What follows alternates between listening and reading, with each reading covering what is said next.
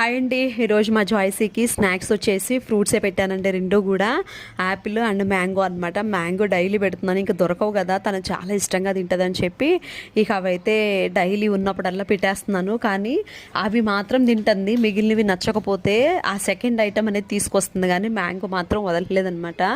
ఇక్కడ నేను ఒక మంచి దోశ రెసిపీ అయితే షేర్ చేస్తాను, చూడండి. ఖచ్చితంగా దీన్ని ట్రై చేయండి, చాలా అంటే చాలా బాగా వచ్చాయి. ఒక 2 బంగాళదుంపల్ని తొక్క తీసేసి ఉడకబెట్టకుండా పచ్చిగా ఉన్నప్పుడే చిన్న చిన్న ముక్కలుగా కట్ చేసేసుకొని, ఒక ఉల్లిపాయ, అలాగే ఒక పచ్చిమిర్చి, కొద్దిగా అల్లం, ఒక 2-3 వెల్లుల్లిపాయ రెబ్బలు, జీలకర్ర, ఈ బంగాళదుంప ముక్కలు ఇవన్నీ వేసి మిక్సీ గిన్నెలోకి తీసేసుకొని అందులోకి 1/2 కప్ పెరుగు, 1/2 కప్పు బొంబాయి రవ్వ, తెల్ల రవ్వ, అలాగే 1/2 కప్పు శనగపిండి ఇవన్నీ వేసి మిక్సీ పట్టేయండి. మనకి దోశ పిండి కన్సిస్టెన్సీ ఎలా ఉంటుందో తెలుసు కదా, అలా మిక్సీ పట్టేసిన తర్వాత అందులోకి సరిపోయినంత సాల్ట్, ఉంటే కొంచెం సోడా ఉప్పు వేసి ఒక 10 మినిట్స్ ఈ పిండిని అయితే సైడ్కి పెట్టేసేయండి. 10 మినిట్స్ తర్వాత దోశలు అయితే స్టార్ట్ చేయండి.